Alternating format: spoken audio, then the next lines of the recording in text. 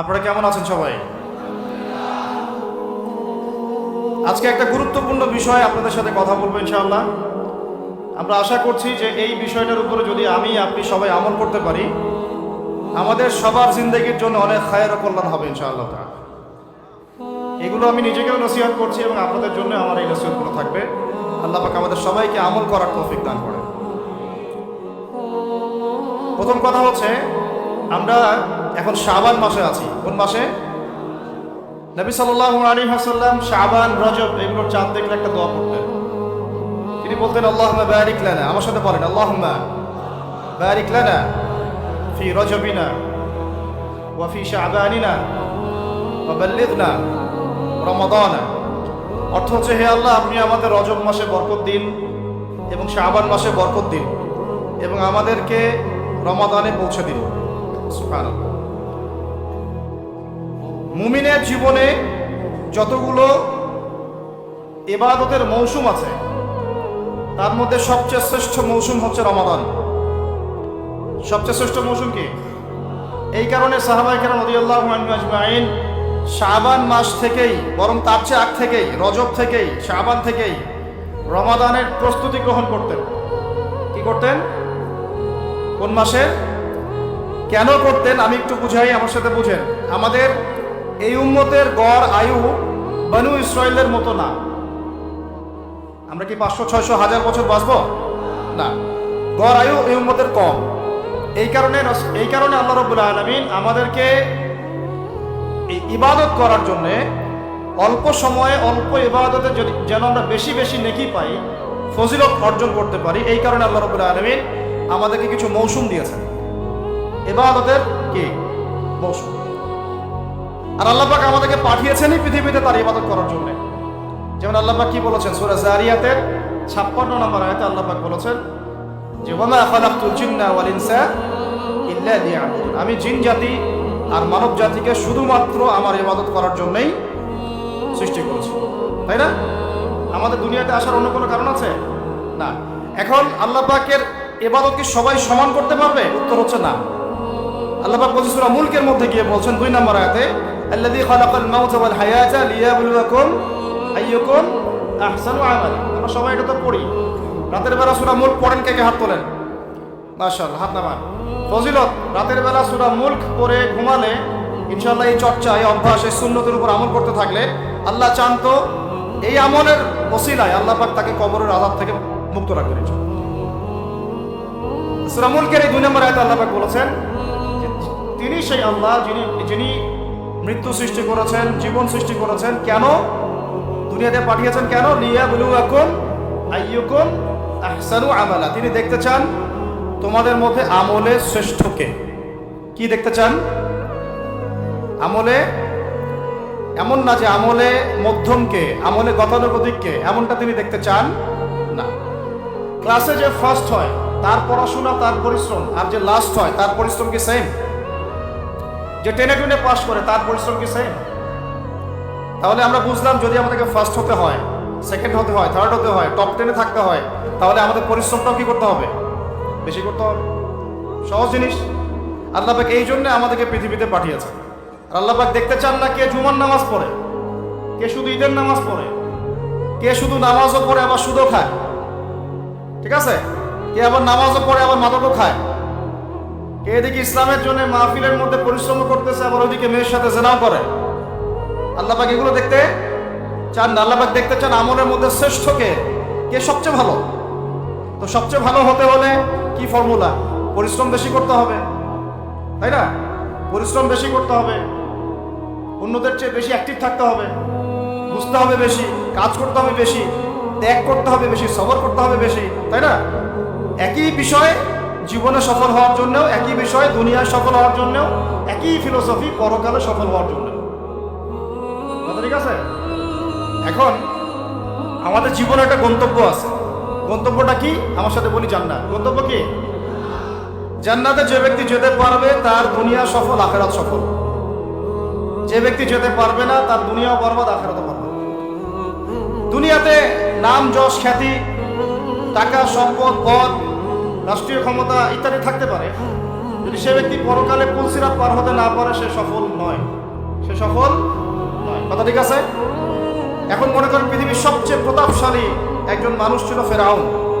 কি নাম ছিল? সে কি পরকালে সফল? এখন কি সে সফল? কেন সফল না? কারণ দুনিয়ার জীবনে সে আল্লাহর হুকুম মানে নাই, এই পরীক্ষায় সে ফেল করছে। একই বিষয় এখানে অনেকের অনেক বড় বড় সম্পত্তি থাকতে পারে, ক্ষমতা থাকতে পারে, যদি ঈমান আমল এবং ইসলাম ঠিক না থাকে সে দুনিয়াতেও সফল না, পরকালেও সফল না। ফালা ইয়াগুররান্নাকা তাকাল্লুবুল লাযীনা কাফারু ফিল বিলাদ, আল্লাহ পাক বলেছেন কাফেরদের এই দৌরত্ব আধিপত্য তোমাদেরকে যেন প্রতারিত না করে। নবী সাল্লাল্লাহু আলাইহি ওয়াসাল্লাম। এখন কারুনের কথা আপনারা জানেন, কারুনের সম্পদ বেশি না আমাদের সম্পদ বেশি? বলেন। কারুনের সম্পদ বহন করার জন্যে একটা দল, মানে একটা গ্রুপ, এই ধরেন ভলেন্টিয়ারদের একটা গ্রুপ আছে এখানে 100 জন ধরেন, একটা গ্রুপ অফ পিপল কারুনের সম্পদ রাখার চাবিগুলো পিঠের মধ্যে করে নিয়ে ঘুরে বেড়াইত। তার সিন্ধুকের তালা, সিন্ধুকের যে তালা ওটা চাবি, এই চাবিটা নিয়ে, এই চাবিগুলো নিয়ে ঘুরে বেড়াইতো একটা দল মানুষ, একদল মানুষ। তাহলে সম্পদ বুঝতে পারেন কত বেশি? ওর বেশি সম্পদ না আমাদের বেশি সম্পদ? কার বেশি সম্পদ? তাহলে এখন কারণ কি পরকালে সফল? তাহলে আলটিমেটলি কি সে সফল হতে পারলো? বুঝতে পারছেন কথা? তাহলে সফলতার সংজ্ঞা কি? সাফল্যের সংজ্ঞা কি? What is the definition of success? সাকসেসের সংজ্ঞা কি? ডেফিনেশন কি? যে ব্যক্তি পরকালে সফল হবে, জান্নাতে যেতে পারবে, নবীর সুপারিশ পাবে, হাউজে কাউসারের পানি পাবে, আল্লাহ পাক যাকে মাফ করে দিবেন, জান্নাতে ঢুকবে, জাহান্নাম থেকে বাঁচবে, একমাত্র সে সফল, আর কেউ সফল না। এই জন্য আল্লাহ রাব্বুল আলামিন আমাদেরকে দুনিয়া পাঠিয়েছেন। আর আমাদের যেহেতু বনী ইসরাইলের মধ্যে এত লম্বা হায়াত নাই, এই কারণে আল্লাহ রাব্বুল আলামিন আমাদেরকে আমলের, ইবাদতের কিছু মৌসুম দিয়েছেন। কি দিয়েছেন? মৌসুম। যেমন লাইলাতুল কদর, এক রাতের ইবাদত আপনার 1000 মাসের চুক্তি। আপনারা তো সূরাটা জানেন, ইন্না আনজালনাহু ফি লাইলাতুল কদর ওয়া মা আদরাকা মা লাইলাতুল কদর, লাইলাতুল কদর খায়রুম মিন আলফ শাহর, লাইলাতুল কদর খায়রুম উত্তম মিন আলফ শাহর, 1000 মাসের চেয়ে। এটা ক্যালকুলেটর দিয়ে 12 দিয়ে ভাগ করার দরকার নাই।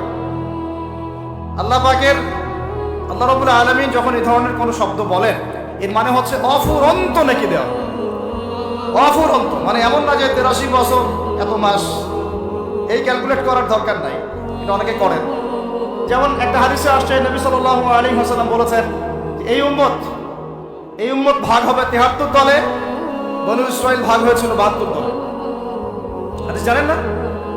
কুল্লুহুম ফিন্নার, সবগুলো জাহান্নামে যাবে, ইল্লা মিল্লাতান ওয়াহিদা, একটা মিল্লাত বাদ দিয়ে। কিলা, বলা হচ্ছে মান হিয়া ইয়া রাসূলুল্লাহ, ইয়া আল্লাহর রাসূল বলেন সাল্লাল্লাহু আলাইহি ওয়াসাল্লাম তারা কারা? নবীজি বলছেন সাল্লাল্লাহু আলাইহি ওয়াসাল্লাম মান আলাইহি ওয়া আসহাবি আল ইয়াউমা, আজকের দিনে আমি আর আমার সাহাবীরা যার উপরে আছি।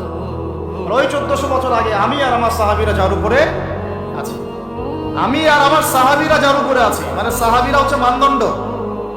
সাহাবীদের আমল, তাদের আকীদা, তাদের মানহাজ, তাদের মাযহাব, তাদের বুঝ, এগুলোকে ডিঙিয়ে আমার সামনে যাওয়া যাবে না। বুঝতে পারতেছি কিনা? মূল টপিকটা কি বললাম ভাই? আল্লাহ পাক আমাদেরকে এই দুনিয়াতে পাঠিয়েছেন তার ইবাদত করার জন্য। ইবাদতের জন্য কিছু মৌসুম দিয়েছেন। তার মধ্যে অন্যতম একটা হচ্ছে রমাদান মাস।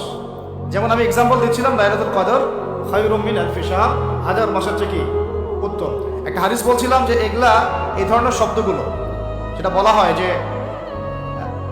আমরা ভাগ হয়ে যাব 73 দলে, বনু ইসরাইল ভাগ হয়েছিল 72 দলে, এর মানে এক্স্যাক্টলি 72, এক্স্যাক্টলি 73 না। বাংলাদেশে আপনি 100টার বেশি ইসলামের দল পাবেন না? তাহলে এখানে 73 শব্দের অর্থ হচ্ছে বেশি। অর্থ কি? সংখ্যা আধিক্য বোঝানো হচ্ছে এখানে। এইরকম করেই লাইলাতুল কদর যে 1000 মাসের চেয়ে উত্তম, এর মানে এই নয় যে এটাতে এভাবে 1000 দিয়ে গুণ করতে হবে, মানে 12 দিয়ে ভাগ করতে হবে 1000কে, ব্যাপারটা এমন না। এটা হচ্ছে আল্লাহ পাকের প্রশস্ততা, আল্লাহ পাক যত ইচ্ছা বাড়াই দিবেন ইনশাআল্লাহ। এখন লাইলাতুল কদর যেমন একটা মৌসুম, রমাদান একটা মৌসুম, শবে বরাতের 15 শাবান এটা একটা মৌসুম, আপনার জিলহজের প্রথম দশক একটা মৌসুম, হজের সময়গুলো একটা মৌসুম। এরকম করে আমলের কিছু মৌসুম আছে, কি আছে? সিজন আছে। সবচেয়ে সেরা সিজনটা হচ্ছে রমাদান। কি বলেন? আরেকটা প্রশ্ন এখানে উঠে আসবে যে রমাদান মাসটা কেন সবচেয়ে শ্রেষ্ঠ? এর উত্তরটাও কোরআনেই আছে, সূরা বাকারার 2য় পারার দিকে আছে। আল্লাহ পাক বলেছেন, বা'দা আউযু বিল্লাহি মিনাশ শাইতানির রাজীম, শাহরু রমাদানাল্লাযী উনজিলা ফীহিল কুরআন। রমাদান সেই মাস যে মাসে কি নাযিল করা হয়েছে? রমাদান মাসে কি নাযিল করা হয়েছে? এই কারণেই রমাদান মাসটা শ্রেষ্ঠ। এই কারণে কি রমাদান মাসটা শ্রেষ্ঠ। আর এই রমাদান মাসের আবার শেষ দশকে বেজোর 5টা রাত পাওয়া যায়, 21, 23, 25, 27, 29। এর মধ্যে কোনো একটা রাত হচ্ছে লাইলাতুল কদর, কোনো একটা রাত। ওই রাতে আল্লাহ রাব্বুল আলামিন নাযিল করেছেন আল কোরআনুল কারীম। এখন আমাদের জীবনের যতগুলো সময় আমরা অলরেডি নষ্ট করে ফেলেছি। অনেকের বয়স এখানে 25, 30, 40, 50 ইত্যাদি, তাই না? অনেক সময় দেখা গেছে 10, 15 বছর, 20 বছর আপনি দিনের বুঝই ছিল না। এমন হয় নাই? হয় নাই? বহু মানুষ দেখা গেছে এখনো দিন বুঝেন না, বয়স 40, 50 হয়ে গেছে। এখন যদি একজন ব্যক্তির হায়াত থাকে 70 বছর, তাহলে তো আমল করার জন্য বাকি আছে 20 বছর। আর শেষের হয়তো 5 বছর সে আমল করতে পারবে না এত অ্যাক্টিভলি। শেষের বয়সগুলো কি হয়? মানুষ দুর্বল থাকে, দুর্বলতা ফিল করে, বিভিন্ন রোগ ব্যাধি বাসা বাঁধে, স্বাভাবিক। তাহলে আমাদের সবচেয়ে গোল্ডেন টাইম যৌবনকাল কোনটাটাই বলেন? যৌবনকাল বলতে কতটুকু ধরেন?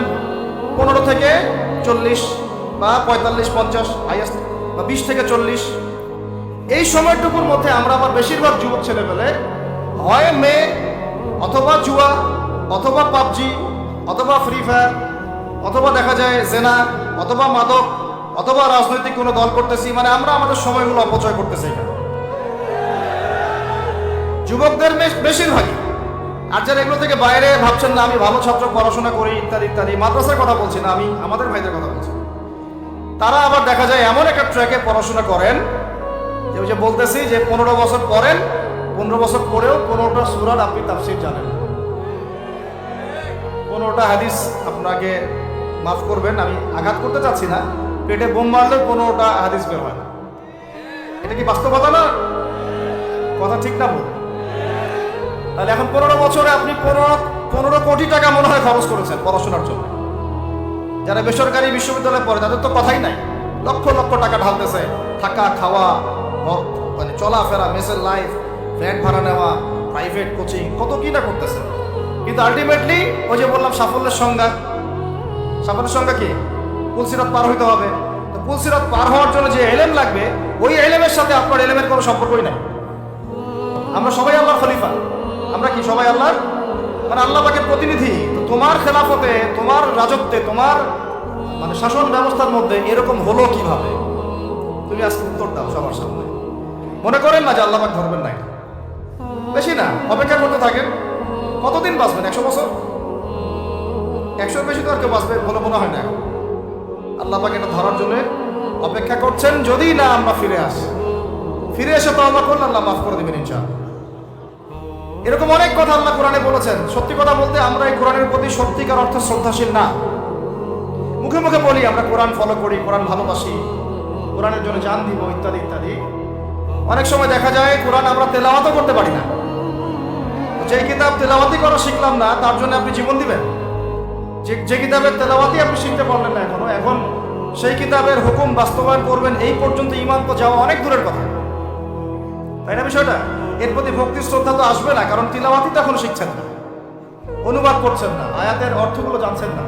এটা আল্লাহ পাক এই মানব জাতির জন্য পাঠিয়েছেন, পুরো মানব জাতির জন্য, শুধু মুসলিমদের জন্য না। এখানে আল্লাহ বলেছেন চুরি করলে চোরের হাত কেটে দাও। কি করো? কে শুনবে এই কথা? এখন কে মানবে এই কথা? আল্লাহ পাক বলেছেন যদি জেনা করে, এমনি জেনা করলে জনসমক্ষে 100 বেত্রাঘাত করবা। সূরা নূর, কোন সূরা? সূরা নূর আয়াত নাম্বার 2-3, বাসায় গিয়ে চেক করে দেখেন। আর চোরের হাত কাটা সূরা মাইদা, কোন সূরা?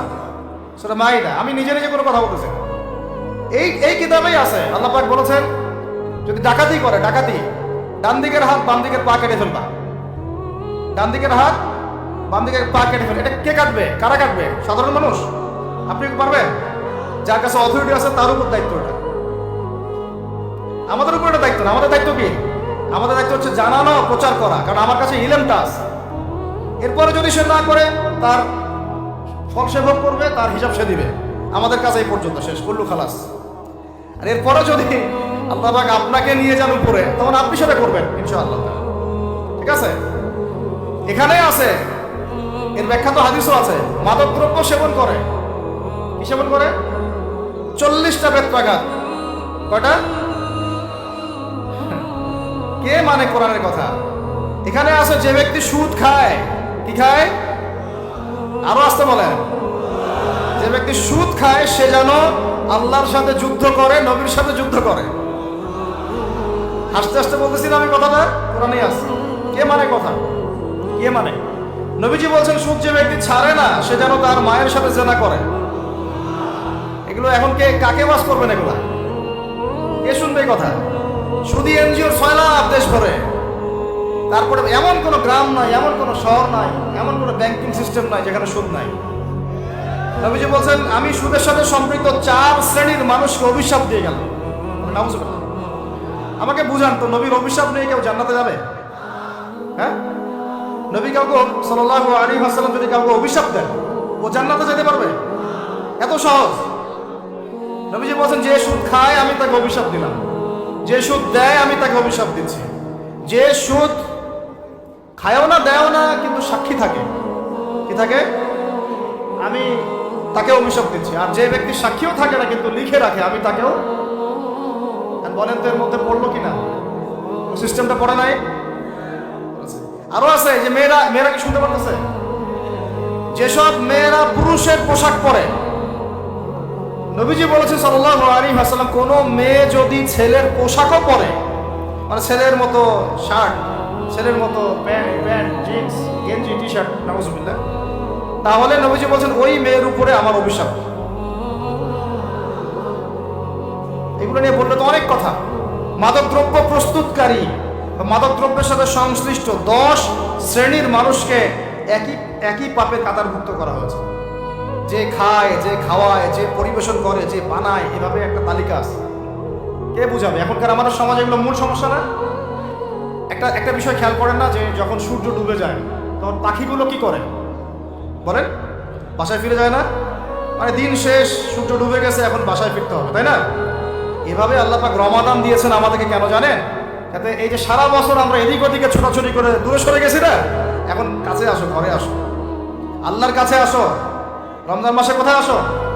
আল্লাহর কাছে আসো। এখন আল্লাহর কাছে আসতে হলে আপনার প্রিপারেশন লাগবে না? আমি আপনাদেরকে আজকে 15টা পয়েন্ট বলবো ইনশাআল্লাহ। বেশি বড় বড় করে না, জাস্ট সংক্ষিপ্ত করে 15টা পয়েন্ট। এই পয়েন্টগুলো আমাদেরকে রমাজানের আগেই নিজের মাথায় ঢুকাইতে হবে। পাক্কা নিয়াত করতে হবে আল্লাহ পাক যেন আমাকেও তৌফিক দেন, আপনাদের সবাইকে তৌফিক দেন। তো আমি যেটা বলছিলাম ভাই, আমাদের আগে ইলম শিখতে হবে, আমল বাড়াইতে হবে, ওলামা কেরামের সোহবত লাগবে, আর রিজিক হালাল করতে হবে। কি করতে হবে? কোন অবস্থায় সুদ ঘুষ হারাম দুর্নীতির সামনেও যাবেন, যদি যান আপনি পরকালে পস্তাবেন। আর কিছু বলার নেই আমার। যদি যান তাহলে আপনি দুনিয়াতেও পস্তাবেন, পরকালে পস্তাবেন। আল্লাহ পাক আপনাকে হেফাজত করেন। না আমি বের হয়ে আসেন, নিয়াত করেন, রিজিকের মালিক আল্লাহ। আর রাজ্জাক কে? কে আর রাজ্জাক? এই সাগরের নিচে যে মাছগুলো থাকে লক্ষ লক্ষ কোটি কোটি, কোনোদিন সুদ খায়, ঘুষ খায়, জুলুম করে? ওদেরকে কে খাওয়ায়? এই জমিনে যত প্রাণী আছে চাকরি বাকরি করে, কখনো ব্যবসা করে? কিছুই তো করে না। কে খাওয়ায়? তা আমাকে সুদই খাওয়া লাগলো? আমাকে রিজিকের জন্য সুদই খাওয়া লাগলো? হ্যাঁ, আমাকে খুশি খাওয়া, আমাকেই খাওয়া লাগলো, আমাকেই দুর্নীতি করতে হলো? আল্লাহ পাক আমাদেরকে বুঝ দান করে না। রিজিক আল্লাহ পাক দিবেন। যদি আপনি হারামে চান তখন হারামেই পাবেন, হালালে চাইলে আল্লাহ পাক হালাল রাস্তা বের করে দেবেন ইনশাআল্লাহ। তো এগুলো আমাদের কাজ ভাই। একদিন দুই দিনের মাহফিল করে আমরা সব কায়েম করতে পারবো না। তারপরে আমাদের পরিবারের আদর্শ ঠিক করতে হবে, পরিবারের মেয়েদেরকে পর্দায় রাখতে হবে, সবাইকে সৎ কাজে আদেশ করতে হবে, অন্যায় কি করতে হবে? নিষেধ করতে হবে, দাওয়াতের কাজ করতে হবে, আলেমদের সহমতে থাকতে হবে, উম্মাকে ঐক্যবদ্ধ করার চেষ্টা করতে হবে। তারপরে ইনশাআল্লাহ দিনের জন্য কিছু করা যাবে। ঠিক আছে কথা? আল্লাহ পাক আমাদেরকে বোঝার তৌফিক দান করে। এখন আসেন ভাই, ওই 15টা পয়েন্ট আমি আপনাদেরকে বলি, এই 15টা মাথা ঢুকান, এটা ভুলে যাবেন না আজকে, সব ভুলে গেলাম। ঠিক আছে? রমাজানের প্রস্তুতি নাম্বার 1, আমি সেটা বলি। রমাজানের প্রস্তুতি নাম্বার 1 হচ্ছে যত দুনিয়াবি কাজ আছে সেই কাজগুলোকে কমিয়ে ফেলবো। দুনিয়াবি কাজগুলো কি করবো?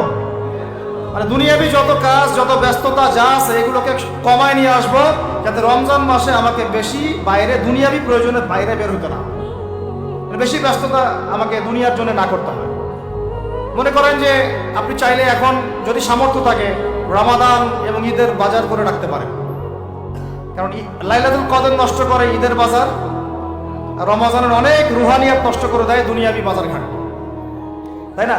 সবার সামর্থ্য হয় না, সবার সামর্থ্য হয় না, কিন্তু বড় বড় যে বিষয়গুলো আছে, বড় বড় খাবার, মৌলিক খাবার, এগুলো আপনি 2 মাসের জন্য বাসায় রাখতে পারেন যদি সামর্থ্য থাকে।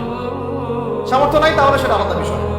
মোট কথা, এটা শুধু একটা বিষয় বোঝাচ্ছি না, দুনিয়াবি যত ব্যস্ততা এগুলোকে কমায় রমাদানের জন্য প্রিপারেশন নিতে হবে। আল্লাহ পাক আমাদেরকে সবাইকে রমাদানের জন্য প্রিপারেশন নেওয়ার তৌফিক দান করেন। এটা হলো মনস্তাত্ত্বিক প্রিপারেশন, যে রমাদান আসতেছে, আমি শাবান মাসেই আমি আমার কাজগুলো গোছাই নিব, যাতে রমজানে আমি ফারেক থাকি ইবাদতের জন্য। বুদ্ধিমানের কাজ না এটা? আল্লাহ পাক তৌফিক দান করেন। 2 নম্বর হচ্ছে ভাই, রমাজানের আমরা সবাই 30টা সম রাখবো বলে নিয়াত করি, আল্লাহ পাক তৌফিক দান করেন আমি। কিন্তু এখানে একটা কথা, 2 নম্বরটা হচ্ছে রোজা রাখার মতো রোজা রাখতে হবে। কি বললাম বলেন? রোজা রাখার মতো রাখতে হবে। এটা কেন বললাম, কেন বললেন ভাই? উত্তর দিচ্ছি। উপোস থাকা, না খেয়ে থাকা আর সম রাখা এক জিনিস নয়। পানি ছেড়ে দেওয়া, খাবার ছেড়ে দেওয়া আর ইসলামী সম এক জিনিস নয়। অনেক ধর্মের মানুষ খাবার পানি ছেড়ে দিয়ে থাকে, উপাস থাকে, থাকে না? হাদিসের মধ্যে নবীজি বলেছেন যে যে ব্যক্তি রোজা রেখে অন্যায় কাজ ছাড়তে পারলো না, মানে আল্লাহর মাসিয়াত ছাড়তে পারলো না, এই যে কাবায়ের ফাওয়াহিশ এগুলো ছাড়তে পারলো না, অশ্লীলতা ছাড়তে পারলো না, মিথ্যা ছাড়তে পারলো না, বেহায়াপনা ছাড়তে পারলো না, তার না খেয়ে থাকায়, পানি না পান করায় আল্লাহর কিচ্ছু যায় আসে না। আর রোজার বিষয় বুঝলাম। রোজা কাকে বলে ভাই? মানে রোজা মানে হচ্ছে আমি আল্লাহ পাকের সমস্ত নিষেধ ছেড়ে দিব। কি করব? আল্লাহর সমস্ত নিষেধ। রোজা থেকেছি, পানি খাচ্ছি না, খাবার খাচ্ছি না, কার ভয়ে? গোসল করার সময় 1 ঢোক পানি খেলে কে দেখবে? এই চেতনা তখন কাজ করে, তখন কাজ করে না? চুপ করে 1 লোকমা ভাত খেলে কে দেখবে? কেউ দেখবে? আল্লাহ ছাড়া কেউ দেখবে? কেউ দেখবে না। তারপর আপনি খান না কেন? আপনি খান না কেন? কারণ আপনি অনুভব করেন যে আল্লাহ পাক আমাকে দেখছেন। এটাই হলো ইহসান। এটার নাম কি? ইহসান। এটাই বলা হচ্ছে হাদিসে জিবরিলের মধ্যে, আনতা আবুদুল্লাহ কাআন্নাকা তারাহ। তুমি এমন ভাবে আল্লাহর ইবাদত করো যেন তুমি আল্লাহকে দেখতে পাচ্ছ। ওয়া ইল্লাম তাকুন তারাহু, তুমি যদি আল্লাহকে দেখতে না পারো, জেনে রাখো ফাইন্নাহু ইয়ারাক, আল্লাহ পাক তোমাকে দেখছেন। এটাকে বলে আল্লাহ কনসিয়াসনেস বা ইহসান বা তাকওয়া। আর তাকওয়া হাহুনা, তাকওয়া কোথায়? এখানে। আপনি সওমের আয়াতটা পড়েন, কুতিবা আলাইকুমুস সিয়াম কামা কুতিবা আলাল লাযিনা মিন ক্বাবলিকুম লাআল্লাকুম কি তাত্তাকুন। তোমাদের উপর সওমকে ফরজ করা হয়েছে ঠিক যেমন করে আগের উম্মতদের উপরেও করা হয়েছিল। উদ্দেশ্য হচ্ছে লাআল্লাকুম তাত্তাকুন, যাতে করে তোমরা তাকওয়া অবলম্বন করতে পারো।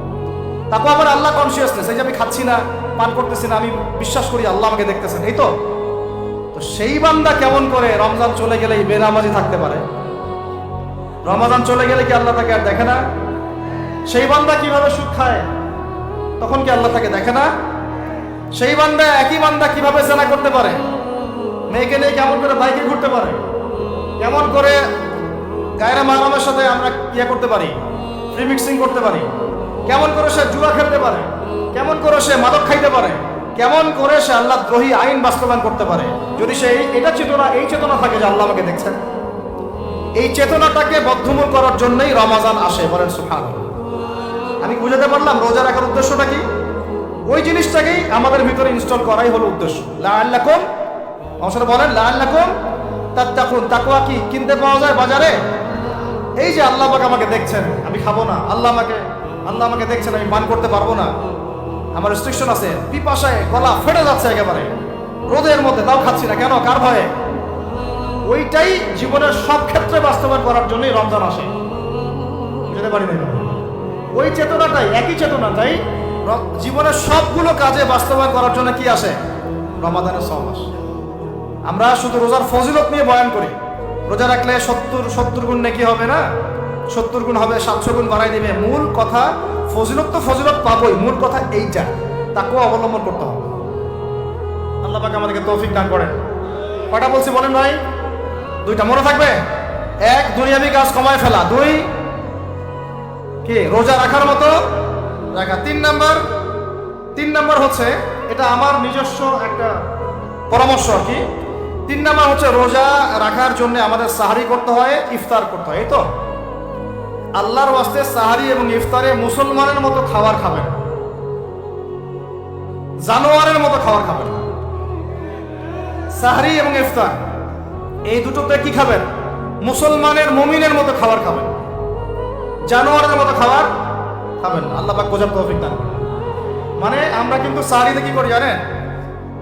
7 পেট খাই। কয় পেট? নবীজি বলেছেন খাবে পেটের 1 ভাগ খাবার, 1 ভাগ পানি, 1 ভাগ, আবার বলি 1 ভাগ খাবার, 1 ভাগ পানি, 1 ভাগ। কার পেট খালি আছে এখন খাওয়ার সময় খাওয়ার টেবিলে? আমাদের ওস্তাদরা বলেন যে মুসলিম উম্মাহ, আমাদের ওস্তাদরা বলেন যে মুসলিম উম্মাহ খাবার টেবিলে হেরে গেছে সে কখনো জিহাদের মাঠে জিততে পারবে না। বুঝতে পারেন নাই? বুঝতে পারলাম না?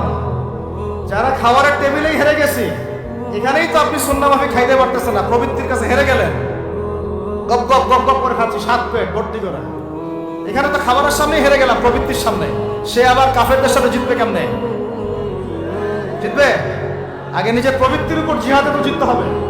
আমার মন চাচ্ছে যে না করি, করবো না, এটার নাম জিহাদ, এটাও জিহাদ। মন চাচ্ছে সুদ খাই একটু, খাবো না, এটার নাম কি?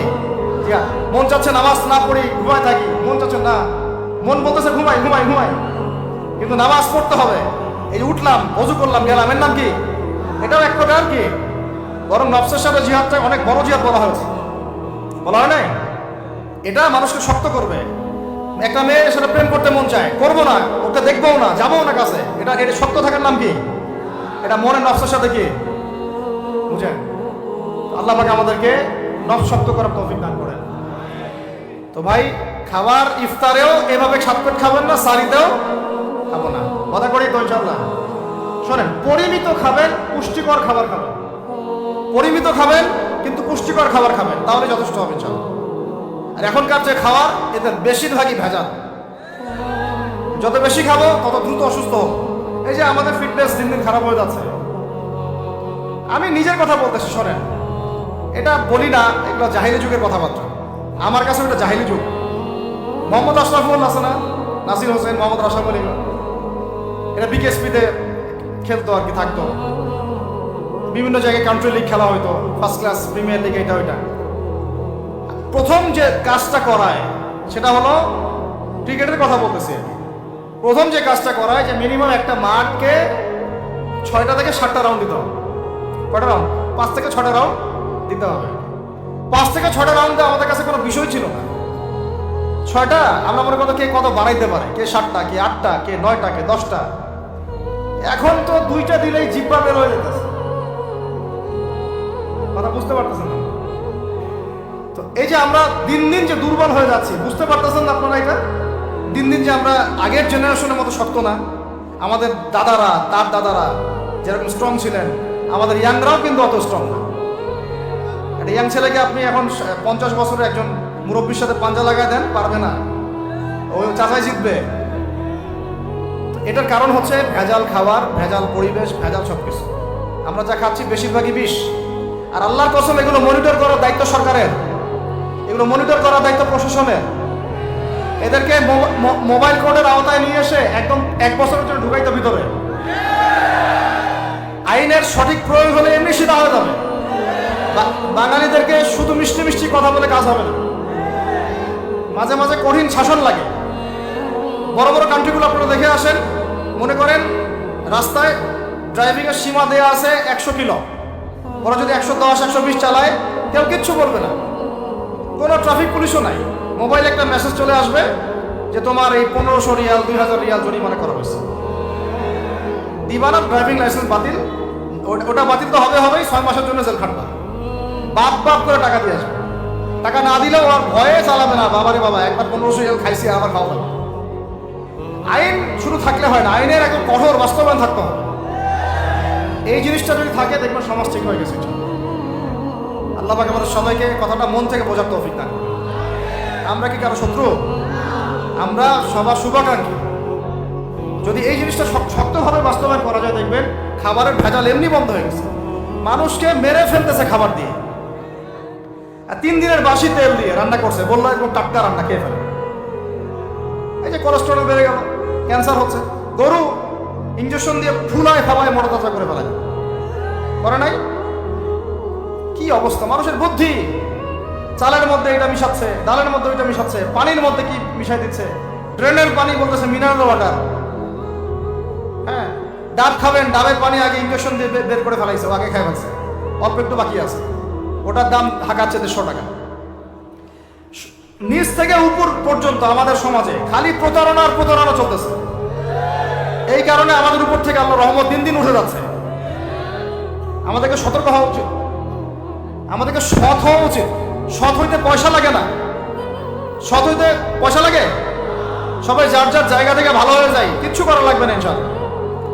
আপনি মাদক খায়েন না, কেউ জোর করে মাদক খাওয়াবে? আপনি নিজে সুদ খায়েন না, কেউ জোর করে সুদ খাওয়াবে?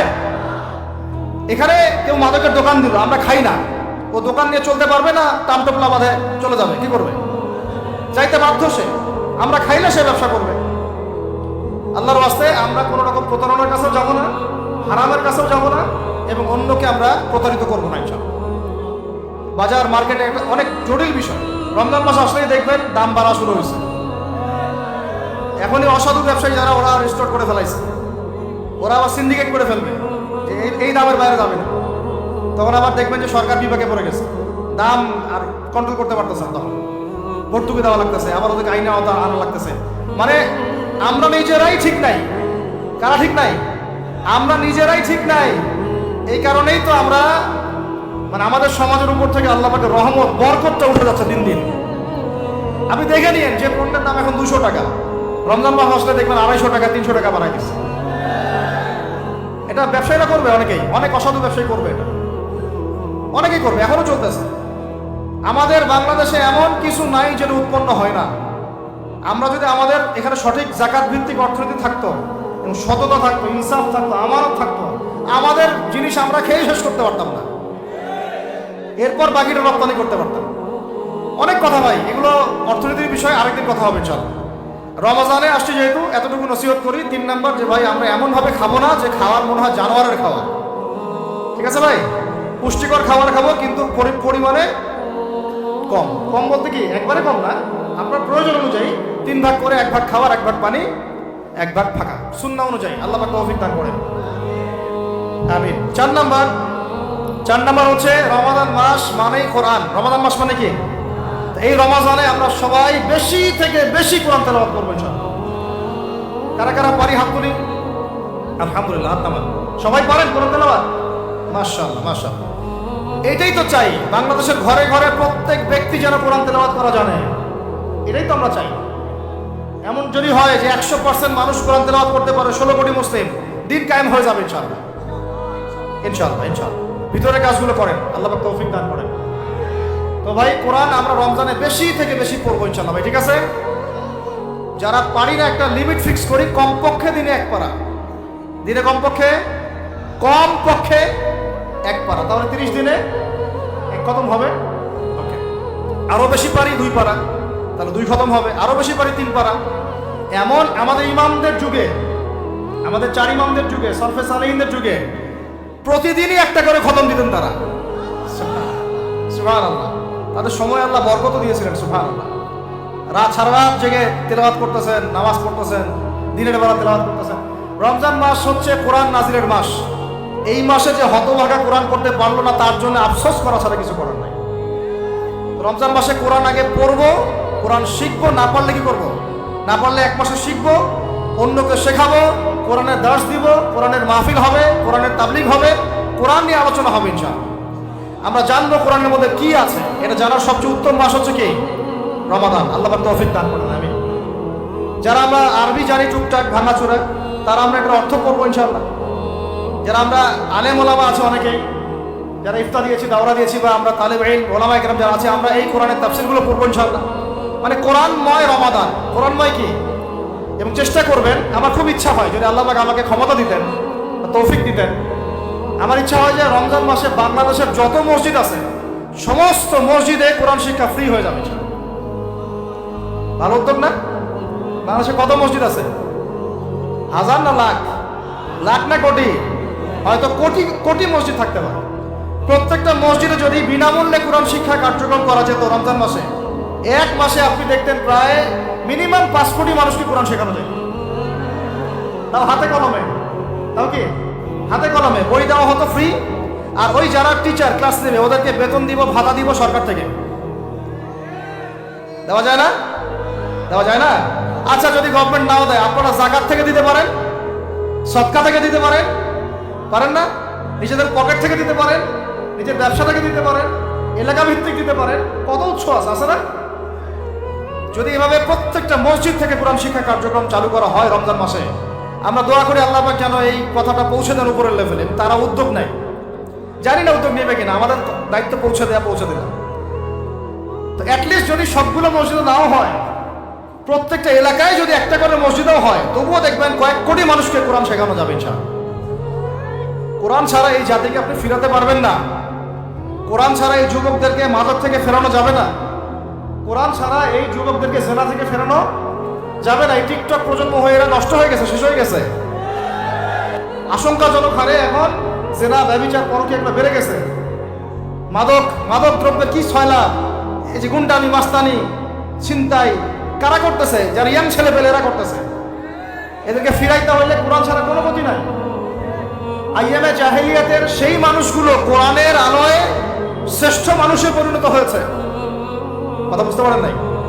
আইয়ামে জাহেলিয়াতের সেই মানুষগুলা যারা একসময় নিজের মেয়েকে দাফন করেছিল জীবন্ত। ইন্না লিল্লাহি ওয়া ইন্না ইলাইহি রাজিউন। চিন্তা করা যায়? আপনি আপনার মেয়েকে দাফন করতে পারবেন জীবন্ত? পারবেন? বলেন।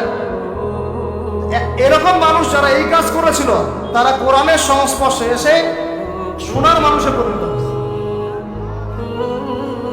এই কিতাব আল্লাহ পাক নাজিল করেছেন ওই ঘরের উপরে উঠিয়ে রাখার জন্য না, মাঝে মাঝে বের করবো, ধুলা মুছবো, চুমু খাবো রেখে দিব, এই জন্য না। বাবা মারা গেছে, খুললাম, পড়লাম, সব বক্সাই দিলাম, এই জন্য না। শুধু এই কিতাব আল্লাহ পাক নাজিল করেছেন যারা আমরা হৃদয়ে ধারণ করি। কোথায় ধারণ করি?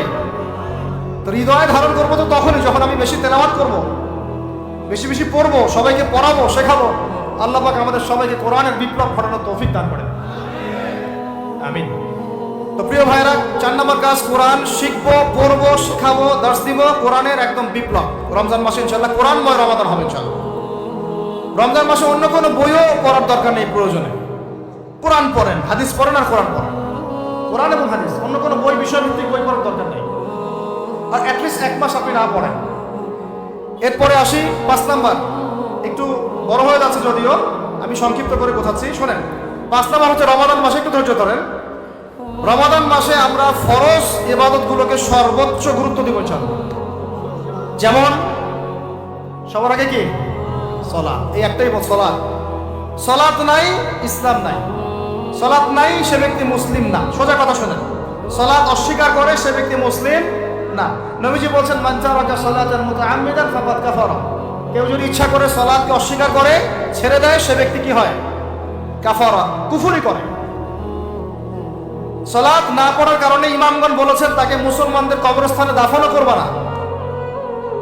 কোন কোন ইমাম বলেছেন তাকে জানাজাও দিবা না। কোন কোন ইমাম বলেছেন তাকে জেলখানায় বন্দী করে রাখবা। কোন কোন ইমাম বলেছেন তাকে মৃত্যুদণ্ডের শাস্তি দিবা। আমি এমনি বলতেছি না, ইমামদের কওলগুলো পড়ে দেখেন। নামাজ না পড়াটা যেমন তেমন পাপ না তো, ইচ্ছা হইলে পড়লাম, ইচ্ছা হইলে পড়লাম না, এমন না। যারা নামাজি তারাও যদি নামাজে সচেতন না হয়, তাদের জন্যও শাস্তি আছে। নাউযুবিল্লাহ। ফাওয়াইলুল লিল মুসাল্লিন আল্লাযীনা হুম আন সালাতিহিম সাহুন আল্লাযীনা হুম ইউরাউনা ওয়া ইয়ামনাউনাল মাউন। এখানে বলা হচ্ছে মুসল্লিদের জন্য দুর্ভোগ, যে মুসল্লিরা নামাজ সম্পর্কে গাফেল, উদাসীন। আবার যারা মানুষকে দেখানোর জন্য নামাজ পড়ে এবং এই যে ছোটখাটো সাহায্য করতে অস্বীকৃতি জানায়, সেটা মাউন পড়েন। তাহলে মুসল্লিদের জন্য গাফেলতির যদি শাস্তি হয়, তাহলে যারা পড়ে না ওদের কি হবে? রমাদান মাসে শক্ত করে নামাজ ধরবেন ইনশাআল্লাহ, আল্লাহ পাক তৌফিক দান করেন। 5 ওয়াক্ত নামাজ চেষ্টা করবো জামাতে পড়ার জন্য। যদি জামাত ছুটেও যায়, তাও পরে জামাত করে নেবেন। সেটাও না পড়েন, অ্যাটলিস্ট বাসায় পড়বেন। রাজি আছেন? এখন কথা হচ্ছে যে নামাজের সাথে আরো অনেক ফরজ আছে না? যেমন পর্দা কি ফরজ না? ফরজ না? যাকাত ফরজ না? ফরজ না? তারপরে আল্লাহ পাকের আনুগত্য করা এটা ফরজ না? ফরজ না? আর রাসূলের আনুগত্য, তাওহীদ ফরজ না? সুন্নাত? এই জিনিসগুলো ফরজগুলোকে শক্ত করে ধরবো ইনশাআল্লাহ। রাজি আছেন? তাহলে 4 নাম্বার হচ্ছে রমজান, এটা কি 5 নাম্বার না? 5 নাম্বার রমজান মাসে ফরজ ইবাদতগুলোতে সর্বোচ্চ গুরুত্ব দিব ইনশাআল্লাহ। রাজি? 6 নাম্বার হচ্ছে, এটা কত 6 বলছি? 5। 6 নাম্বার হচ্ছে ফরজের পাশাপাশি সুন্নত এবং নফলের পাবন্দি। ফরজের পাশাপাশি সুন্নত এবং নফলের পাবন্দি মানে দেখেন, ফরজ নামাজের আগে পিছিয়ে অনেক নামাজ আছে না সুন্নত? দৈনিক 12 রাকাত সুন্নত যে ব্যক্তি পড়বে তার জন্য জান্নাতে ঘর নির্মাণ করা হবে। কোন 12 রাকাত? ফজরের আগে 2, ফজরের আগে, জোহরের আগে 4, তারপরে 2, তারপরে মাগরিবের পরে, এশার পরে, মোট কত হলো? 12। এই 12 রাকাত নামাজ যে ব্যক্তি দৈনিক পড়বে তার জন্য জান্নাতে ঘর নির্মাণ করা হবে। তো রমজান ছাড়া এগুলো ধরার উত্তম কোনো সময় আছে? অনেক সময় মিস হয়ে যায় রমজানে, যারা ধরি আমরা, আল্লাহ পাক তৌফিক দান করে। এর পাশাপাশি দেখেন দৈনন্দিন অনেক সুন্নতের আমল আছে না? বিভিন্ন কাজের দোয়া, মাসনুন দোয়া, জিকির আজকার এগুলো আছে না? এই প্রত্যেকটা কাজকে শক্ত করে রাখতে ধরবো ইনশাআল্লাহ। আল্লাহ পাক তৌফিক দান করবেন, আমিন। যে কাজটা করবেন তার আগে জেনে নেবেন ওই কাজটা কিভাবে করলে সুন্নত হবে। সকালে উঠে এক দৌড় দিয়ে বাথরুমে যাবেন না, উঠে আগে বসবেন, চোখ ঘষবেন, মুখ থেকে ঘুমের ভাব দূর করবেন, তারপরে বলবেন আলহামদুলিল্লাহ আল্লাযী আহইয়ানা বা'দা মা মাতানা ওয়া ইলাইহিন নুশুর। তারপরে আপনি যাবেন আস্তে আস্তে বাথরুমে, বাম পা দিয়ে ঢুকলেন, ইস্তেঞ্জা করবেন, ডান পা দিয়ে বের হবেন। ঢোকার সময় দোয়া আছে, আল্লাহুম্মা ইন্নী আউযু বিকা মিনাল খুবসি ওয়াল খাবাইস। বের হওয়ার সময় আলহামদুলিল্লাহ আল্লাযী আযহাবা আনিল আযাল ওয়া আফানি গুফরানাকা, দোয়া আছে। এগুলো সুন্নাহ মোতাবেক কাজ করবেন। বুঝাতে পারতেছি? কাপড় পরবেন, যে কোনো কাপড় পরবেন না। যে কাপড় যে সুন্নত নবী পরতেন সেই সুন্নত পরবেন। চেহারা নবীর মতো হতে হবে। ক্লিন শেপ চেহারা চলবে না, ক্লিন শেপ চেহারা চলবে না। অনেকে মনে করেন যে এটা তো ফরজ কিছু না, এত তাচ্ছিল্য করেন কেন? এটাকে শেভ করা মানে হলো নবীর সুন্নতকে জবাই করা। বুঝাতে পারি নাই? এক মুষ্টি রেখে কাটেন, সেটা আলাদা ইস্যু, আলাদা মাসালা। পুরুষের চেহারায় দাড়ি থাকতেই হবে, মাস্ট বি। পোশাক আশাক থাকতেই হবে নবীর মতো। আমরা আমাদের সংস্কৃতি নিয়ে গর্বিত না? গর্বিত না? ইসলামিক সংস্কৃতি কোনো দেশ, জাতি, বর্ণ নির্দিষ্ট করে আছে না? সবার জন্যে। আমাদের নবী কি আরবদের নবী না পুরো বিশ্বের নবী? তাহলে আমাদের নবীর সুন্নত কি শুধু আরবরা পালন করবেন, আমরা সবাই করব? এখন আমাদের সবার চেহারা নবীর সুন্নাহ অনুযায়ী হতে হবে। গোফ ছোট করতে হবে, দাড়ি লম্বা করতে হবে, পোশাক ঠিক করতে হবে, টাকনুর উপরে কাপড় পরতে হবে। এখন ছেলেরা পরে টাকনুর উপর কি, হ্যাঁ ছেলেরা পরে টাকনুর নিচে, আর মেয়েরা পরে কি উপরে। এরপরে বসে ছেলের সাথে বাইকে, দেখবেন হাঁটু পর্যন্ত দেখা যায়। সেটা এমন না? এখন হুজুর আপনারাও দেখেন না? আমরা দেখি না, আপনারা দেখান। আমরা কি করি না? আমরা দেখি না, বরং আপনারা দেখান। দেখালে আমরা চোখটা সরাই বলি আউযু বিল্লাহি মিনাশ শাইতানির রাজিম। চোখে বললে আমরা কি বলি? আউযু বিল্লাহি মিনাশ শাইতানির রাজিম। এখন আসেন, আমাদের পোশাক আশাক, কথাবার্তা, চলাফেরা, আমল, খাওয়া, ঘুম, ব্যবসা বাণিজ্য যা আছে, রাজনীতি, অর্থনীতি, সমাজনীতি, সব কিছু নবীর সুন্নাহ মাফিক ঢেলে সাজাতে হবে। রাজি কিনা? রমজান মাসে এটা নিয়াত করা যাবে ইনশাআল্লাহ? ইনশাআল্লাহ। আল্লাহ পাক তৌফিক দান করেন, আমিন।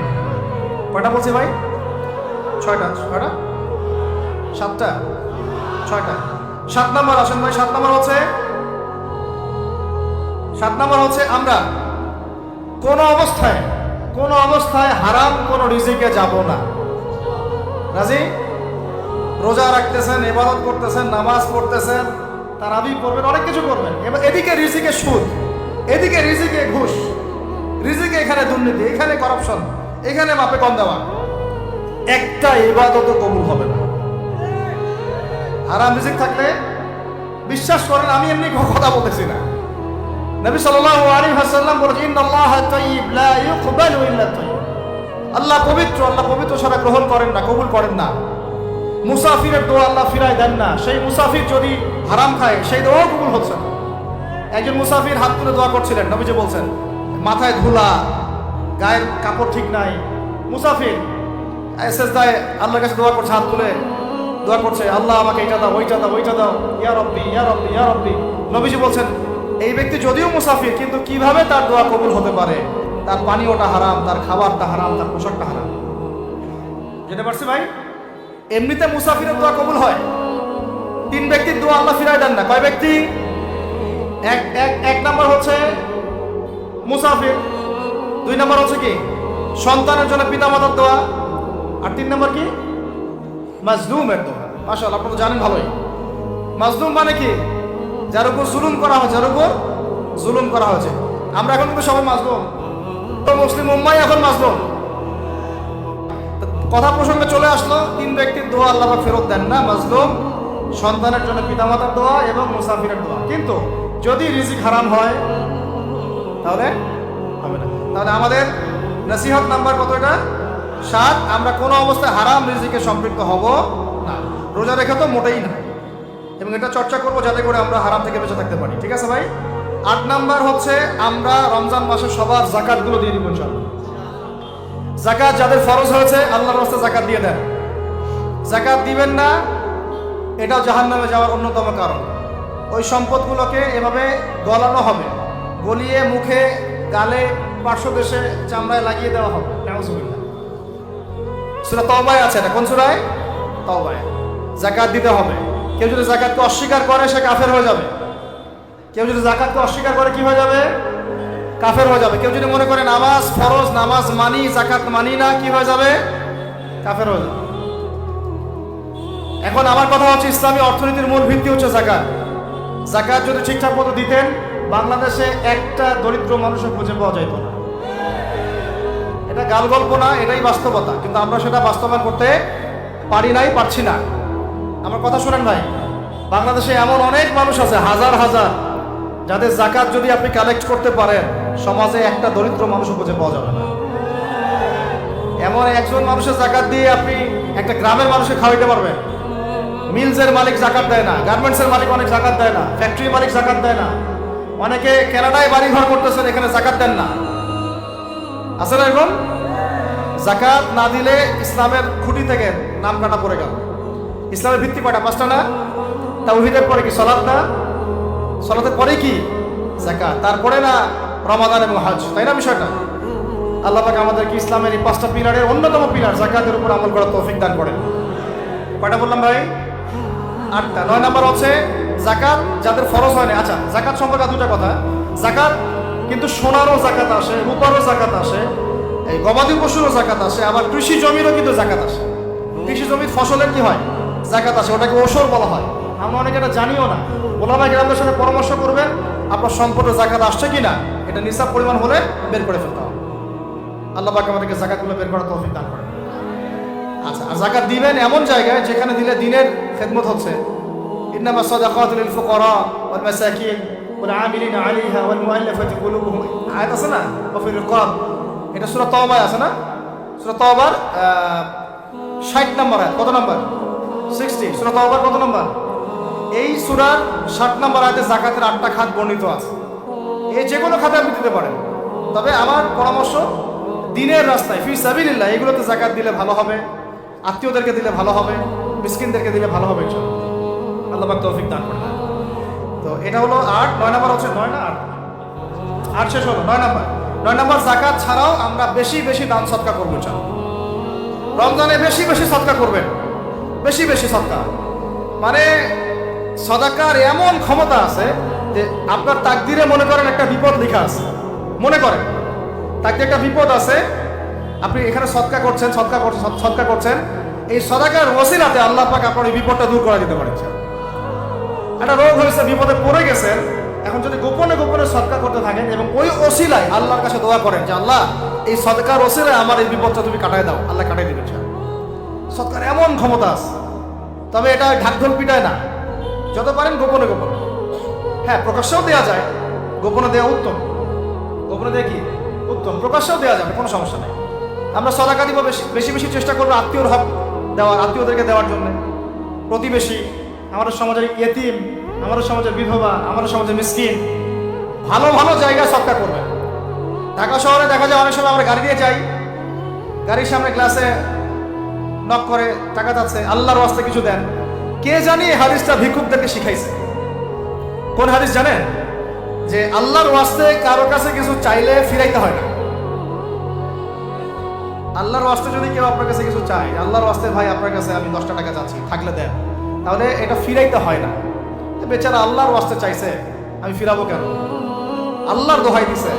প্রত্যেকটা ভিক্ষুক দেখবেন চায় আল্লাহর ওয়াস্তে দেন, সেটা নিয়ে গাঁজা খাক আর কি করে করবো, আল্লাহর ওয়াস্তেই চাচ্ছে। অনেক সময় দেখা যায় অনেক ভিক্ষুকের ফ্ল্যাট আছে ঢাকায়, কি আছে, আর আমরা ভাড়া থাকি, যারা দেই তারা ভাড়া থাকি, হয় ভিক্ষুকের ফ্ল্যাট আছে। সুবহানাল্লাহ। তো প্রতারণা যুক্ত, বোঝার বুদ্ধি নাই কোথায় দিলে ভালো হবে। এই জন্য বাছাই করে করে সদকা করবেন, দিনই খাতগুলোতে বেশি সদকা করবেন, আল্লাহ পাক তৌফিক দান করবেন। আর সবচেয়ে ভালো হয়, আমার পরামর্শ, সবচেয়ে ভালো হচ্ছে আত্মীয়দেরকে দিবেন। এখানে আপনি দুইটা নেকি পাবেন। কয়টা? এক, আত্মীয়র হক রক্ষা করলেন, হক আদায় করে তার নেকি, সদকা তো করলেন, এটার নেকি আছে। আবার আত্মীয়র সম্পর্ক বজায় রাখলেন, সুসম্পর্ক বজায় রাখলেন, এটা আরেকটা নেকি। আত্মীয়দের সম্পর্ক রক্ষা করা বিশাল ইবাদত। মানে এটা সিলাতুর রাহিম, এটা আল্লাহ পাকের আরশের সাথে ঝুলে থাকে।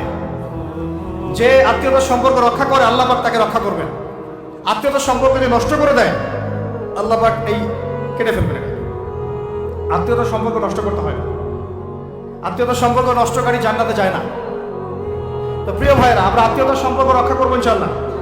আর আত্মীয়দের মধ্যে সবাই একরকম হয় না, এক এক মানুষ এক এক বুঝে।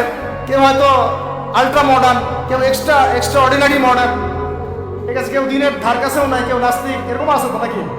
তা আপনি সৌজন্যমূলক সম্পর্ক বজায় রাখবেন। সালাম কালাম বিনিময়ে আসলে মেহমানদারি করা, সৌজন্যমূলক সম্পর্ক কি করবেন? বজায় রাখবেন। আল্লাহ পাক আমাদেরকে বোঝার তৌফিক দান।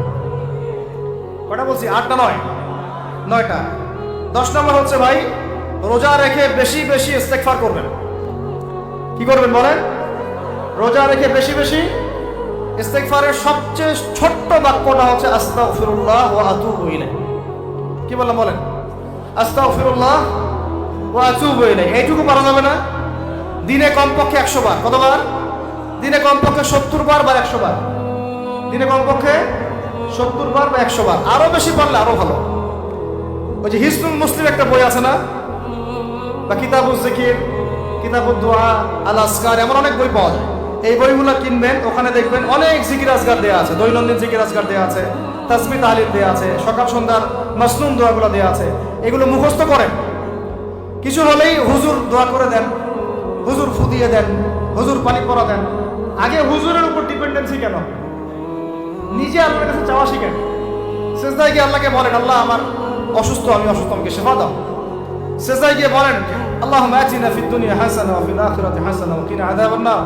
হাত উঠান, আল্লাহকে বলেন, আল্লাহ আল্লাহুম্মা আইনি আলা যিকরিকা ওয়া শুকরিকা ওয়া হুসনি ইবাদাতিক। আল্লাহকে বলেন, ইয়া শাফি, ইয়া আল্লাহ, ইয়া রহমান, ইশফিনি, আমাকে শেফা দান করুন। আগে আল্লাহর সাথে কথা বলা শিখেন, তাই না ভাই? তারপরে দোয়া নিবেন, পানি পরাও নিতে পারেন, ঝাড়ফুঁক নিতে পারেন, সেটা আছে বৈধতা অবশ্যই, এটাও ঠিক আছে। কিন্তু আগে আপনি আল্লাহকে চিনতে শিখেন। বেশি বেশি রোজা রেখে ইস্তেগফার করবেন, আল্লাহ পাক তৌফিক দান করেন, আমিন। একটা বইয়ের নাম বলছে হিসনুল মুসলিম, আল আসকার, কিতাবুদ দুআ, এরকম অনেকগুলো বই আছে বাজারে। এগুলো কিনে বাসায় মুখস্থ করার চেষ্টা করেন, আল্লাহ পাক তৌফিক এনায়েত করেন, বলি আমিন। কটা বললাম? 10টা, ঠিক আছে।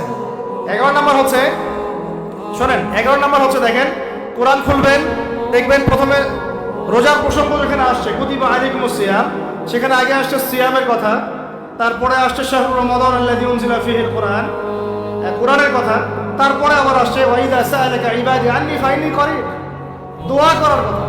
সুবহানাল্লাহ। কিসের কথা? প্রথমে আসছে রোজা রাখার কথা, তারপরে কোরআনের কথা, তারপরে আল্লাহর কাছে কি করার কথা? দোয়া করার কথা। যখন আমার বান্দারা তোমাকে জিজ্ঞাসা করে, যে আমার সম্পর্কে জিজ্ঞাসা করে, ওয়াইদা সাআলাকা ইবাদি আন্নী, বলো ফাইন্নী করিব, আমি কাছেই আছি, উজিবু দাওয়াতাদ দাঈ ইযা দাআন, দোয়াকারী যখন দোয়া করে আমি তার দোয়া শ্রবণ করি। সুবহানাল্লাহ। ফালিয়াস্তাজিবু লি ওয়াল ইউমিনু বি, আমি তার দোয়া শুনি, অতএব সেও যেন আমার কথা শুনে। সুবহানাল্লাহ। এবং আমার প্রতি ঈমান নিয়ে আসে।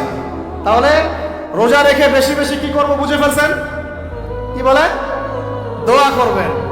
কোরআনের পরে কিসের কথা আসছে? রোজাদারের দোয়া ফেরত দেওয়া হয় না। দোয়া কবুল হওয়ার অন্যতম একটা অস্ত্র হচ্ছে রোজা রেখে দোয়া। কেমন করে ফেরত দিবে? আল্লাহর জন্য আমরা না খেয়ে আসি, তাই না? আল্লাহ পাকের মায়া হবে না, দয়া হবে না? আমার বান্দা না খেয়ে আছে, আমার বান্দা পানি ত্যাগ করছে, হালালগুলো ছেড়ে দিয়েছে আমার জন্য, তা আমি কেন তার দোয়া? অবশ্যই আল্লাহ পাক উপযুক্ত মনে করলে দোয়া কবুল করবেনই করবেন ইনশাআল্লাহ। দোয়া করার পদ্ধতি জানতে হবে। হারাম খাওয়া যাবে না, শিরক করা যাবে না, বেদাত করবো না। ইনশাআল্লাহ দোয়া করার আগে আল্লাহর প্রশংসা করব, নবী সাল্লাল্লাহু আলাইহি ওয়াসাল্লামের প্রতি দরুদ পড়ব, ঠিক আছে? দোয়া কবুলের সময়গুলো বেছে বেছে দোয়া করব, ইনশাআল্লাহ দোয়া কবুল হবে। আল্লাহ পাক আমাদেরকে রোজা রাখা অবস্থায় বেশি বেশি দোয়া করার তৌফিক দান করুন। কটা হচ্ছে? 11। 12 নাম্বার হচ্ছে রমজান মাসে তারাবির নামাজ জামাতে পড়ব। কি বললাম বলেন? রমজান মাসে সালাতুত তারাবি জামাতে পড়ব। এখন আমি আরো 3টা কথা বাড়াই দিচ্ছি। কেউ হজম করতে পারলে করেন, যদি না করতে পারেন বদহজম হয়ে যায়, কিছু করার নাই। বদহজম যদি হয়ে যায় পরে আমাদের সাথে মাদ্রাসায় এসে বসেন, কিতাবপত্র খুলে দেখাবো, কথা হবে ইনশাআল্লাহ, ঠিক আছে? অনলাইন গরম করার দরকার নেই। রমজান মাসে আমরা তারাবির নামাজ পড়বো ইনশাআল্লাহ জামাতে। কোথায়? জামাতে ইনশাআল্লাহ। 1। 2 নাম্বার তারাবির নামাজ পড়বো 20 রাকাত। কত রাকাত? 20 রাকাত। আর যদি বলেন যে আমি ভাই কম পড়ি, পড়েন আপনি বাসায়, কোনো সমস্যা নেই। আপনি আপনার মতো করে বাসায় পড়েন, কোনো সমস্যা নাই।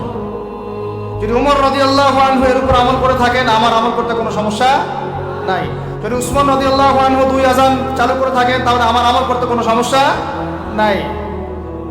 ওই যে হাদিসটা বলেছিলাম প্রথমে, কে নাজাত প্রাপ্ত ফেরকা? মা আনা আলাইহি ওয়া আসহাবি, আমি আর আমার সাহাবীরা যার উপরে আছি।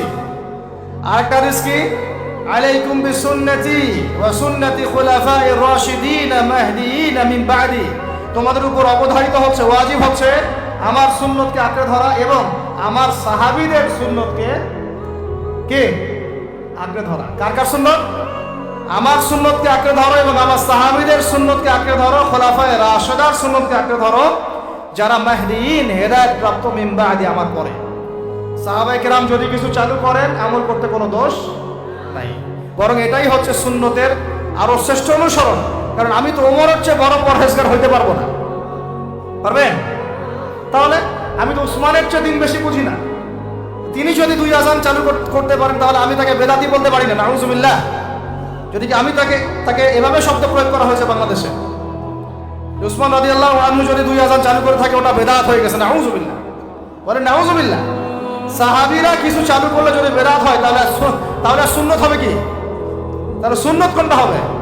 তাহলে এই ব্যক্তি এরকম কথা যদি কেউ বলে থাকে, তাহলে তার উচিত হবে এখনই রুজু করে ফিরে আসা, অহংকার না করা, হঠকারিতা না করা, এখনই ইস্তেগফার করে তওবা করে ফিরে আসা। আল্লাহ মাফ করে দিবেন ইনশাআল্লাহ। আর এর উপর হঠকারিতা থাকে না, উসমান রাদিয়াল্লাহু আনহু যদি 2 আযান চালু করে থাকে, তিনি ভুল করেছেন, তিনি বেদাত করেছেন, নাউযুবিল্লাহ। বিশ্বাস করেন, সাহাবীদেরকে এভাবে কটাক্ষ করলে, আন্ডারএস্টিমেট করলে, এভাবে কথাবার্তা বললে, শানের খেলাফ কথা বললে ঈমানও চলে যেতে পারে। আমরা নবীকে মানবো সাহাবীদের মানদণ্ডে, সাহাবীদের বুঝের উপর আমাদের বুঝ না। আমি বুঝাতে পারতেছি না। নবীকে মানবো, অবশ্যই মানবো। কার মাধ্যমে? কাদের মধ্য দিয়ে? সাহাবাদের তরিকার মধ্য দিয়ে। সাহাবাদের তরিকা আমি কি ধাপাস করে পাবো? তাবেঈ লাগবে, তাবেঈ লাগবে। এই সিলসিলা মেইনটেইন করে আমাকে মানতে হবে। কোরআন এবং হাদিস তো সবার বাসায় আছে। আপনাকে যদি আমি এখন বলি যে ক্রিপ্টোকারেন্সি হালাল না হারাম, আপনি কি বের করে দিতে পারবেন এখন আমাকে? পারলেও আপনার আরো 15-20 বছর পড়াশোনা করতে হবে। তারপরে যারা এগুলো নিয়ে গবেষণা করে, তাদের কাছে আসতে হবে, জিজ্ঞাসা করতে হবে, বলতে হবে, তারা ফতোয়া দিলে মানতে হবে। ফাসআলু আহলা যিকরি ইন কুনতুম লা তা'লামুন, তোমরা আহলে জিকিরদেরকে জিজ্ঞাসা করো, আহলুল ইলমদেরকে জিজ্ঞাসা করো যে বিষয় তোমরা জানো না।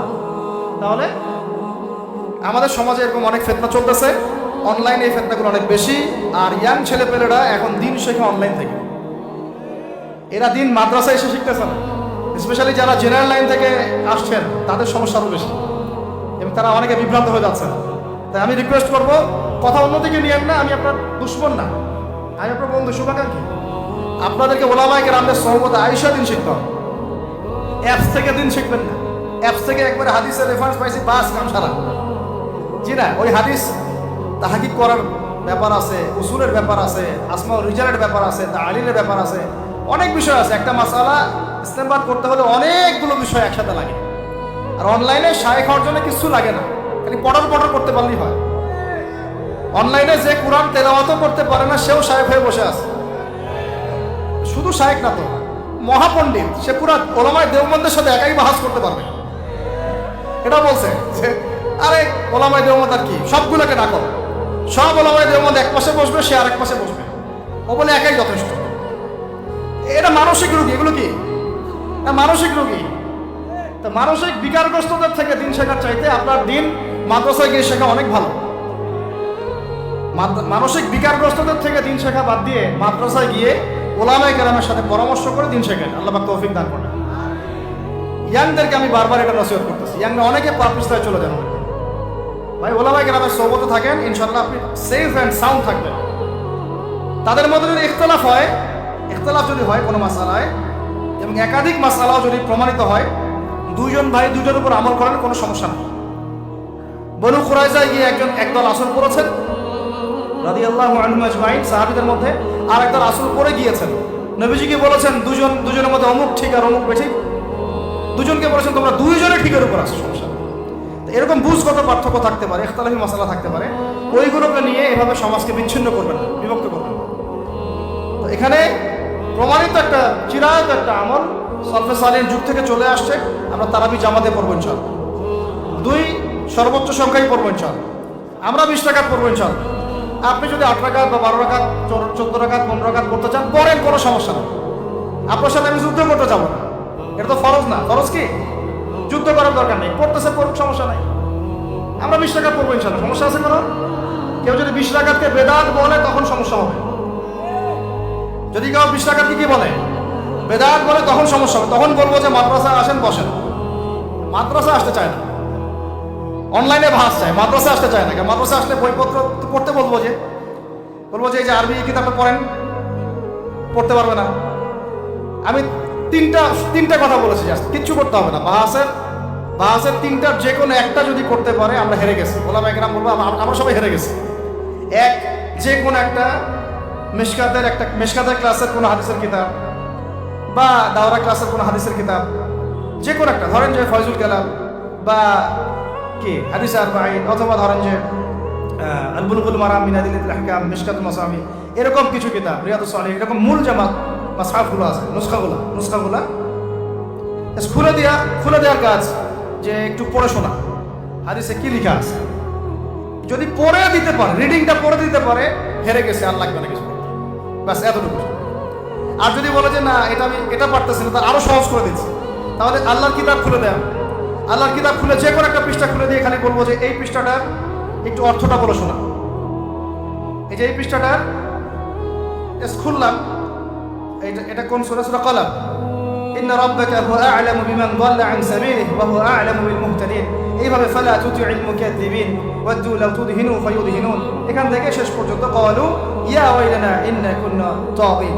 জাস্ট এটা পড়ে অর্থটা বলেন কি লেখা আছে। যদি অর্থ বলতে পারে, হেরে গেছি, বাস, আর কিছু লাগবে না।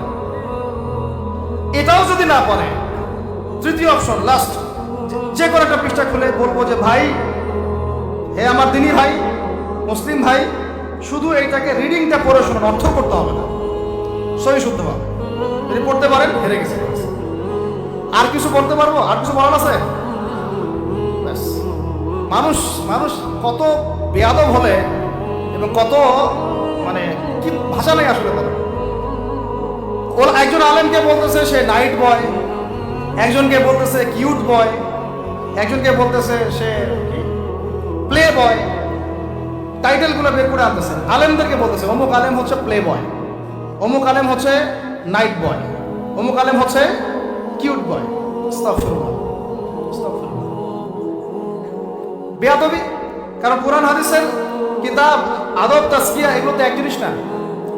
ওলামায়ে কেরামের সাথে থাকলে আদব আর তাজকিয়া শেখা যায়। ওলামায়ে কেরামের সোহবতে থাকলে কি হয়? আদব শেখা যায়, তাজকিয়া শেখা যায়। ইলম থাকলে তো আদব আসে না। আমরা যে বাসের 3টা শর্ত দিয়েছি, ভাই এই 3টার একটা যদি করে দেখাইতে পারে, আমি হেরে গেছি।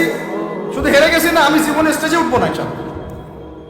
ওয়াজও করা বাদ দিয়ে দেবো ইনশাআল্লাহ। আর কি বলবো, মাসআলা সাবিত করতে হবে না। তো আমরা ওলামায়ে কেরামের সহমতে যেহেতু আসি, ওলামায়ে কেরামদের সম্মিলিত ফতোয়া তারাবির সালাত কত রাকাত, ব্যাস পড়বো ইনশাল্লাহ। এক নম্বর জামাতে পড়বো, তারপরে ইনশাল্লাহ আমরা 20 রাকাত পড়ার চেষ্টা করবো। বাধ্যতামূলক না ভাই, আপনি চাইলে অল্প করে চলেও যেতে পারেন। আপনি টায়ার্ড হয়ে গেছেন, 10 রাকাত পড়ছেন, 12 রাকাত পড়ছেন, বাসায় গিয়ে বাকিটা পড়বেন বা পরে পড়বেন, বা পড়লেনও না, গোনা হবে না। কিন্তু একটা চিরায়ত, আপনি চিরায়ত একটা সুন্নাতকে বেদাত বলতে পারেন না। বেদাত বললে তখন আপনার সাথে বাহাস হবে। কি হবে? বাহাস হবে। আর 3 নম্বর কথা হচ্ছে তারাবির সালাত আমরা খতমে তারাবি পড়বো ইনশাআল্লাহ, একদম খতমে তারাবি। এটা নিয়েও কিন্তু কথা উঠছে, খতমে তারাবি বেদাত। আরে ভাই, রমজান মাসে যদি কোরআন খতম না দেয়, কোন মাসে খতম দিবে? এখনো তো মক্কা মদিনায় আপনি দেখবেন কি হচ্ছে, খতমে তারাবি এখনো ওখানে হচ্ছে। ওখান থেকে জোরে আমিন নিয়ে আসতে পারেন, 20 টাকার তারাবি আনতে পারেন না? ওখান থেকে আপনি রফুল ইয়াদাই নিয়ে আসতেছেন, ঠিক আছে, ওকে ফাইন, আমরা কোনো ঝগড়া করতেছি না, এটা আছে, দলিল আছে, আমল করুক, সমস্যা নাই। কিন্তু আপনি সেখান থেকে খতমে কুরআন নিয়ে আসতে পারতেছেন না। আমরা কিছু নিব না, এমন কেন হচ্ছে? কে বলছে যে তারা কোনো মাযহাব ফলো করে না? তারা হাম্বলি ফিকহ ফলো করে, চলে। তারা নির্দিষ্ট এবং 4 মাযহাবের 4টা ফিকহের ব্যাপারে তারা উদার। বড় বড় বিশ্ববিদ্যালয়গুলোতে 4টা মাযহাবের গভীর পড়াশোনা করানো হয়। এরপরে যদি কেউ মুস্তাহিদ হয়ে যায়, সে তখন ইজতিহাদ করে চলবে ইনশাআল্লাহ। কিন্তু ওই রকম দাবি কয়জন করতে পারে যে আমি মুস্তাহিদ হয়েছি? তো আল্লাহ পাক আমাদেরকে তৌফিক দান করেন, এগুলো কথা বোঝার তৌফিক দান করেন। এগুলো বলতে চাইনি, প্রসঙ্গ এসে গেল, বলে ফেললাম। এখন ভাই বলেছি তারাবির নামাজ জামাতে খতমে তারাবি চেষ্টা করব ইনশাআল্লাহ 20 টাকা করে। আল্লাহ পাক তৌফিক দান করে। কত বললাম ভাই? 12, 7, 3টা, 13, 14 বললাম। 13 হচ্ছে কিছুটা সময় হলেও আল্লাহকে ডাকার চেষ্টা করেন, সুন্নত নফল কিছু করার চেষ্টা করেন, দোয়া করেন, কিছু কোরআন তেলাওয়াত করেন। ওই সময় আল্লাহ পাকের রহমত নেমে আসে। আল্লাহ পাক আহ্বান করতে থাকেন, কে আছো আমার কাছে চাইবা, কে আছো আমাকে ডাকবা, কে আছো আমাকে আমার কাছে কিছু চাইবা, ডাকবা, ক্ষমা প্রার্থনা করবা, আমি তোমাকে ক্ষমা করে দিব, আমি তোমাকে যা চাও তাই দিব, আমি তোমার ডাকে সাড়া দিব। এইভাবে আল্লাহ পাক ফজর পর্যন্ত বলতে থাকে।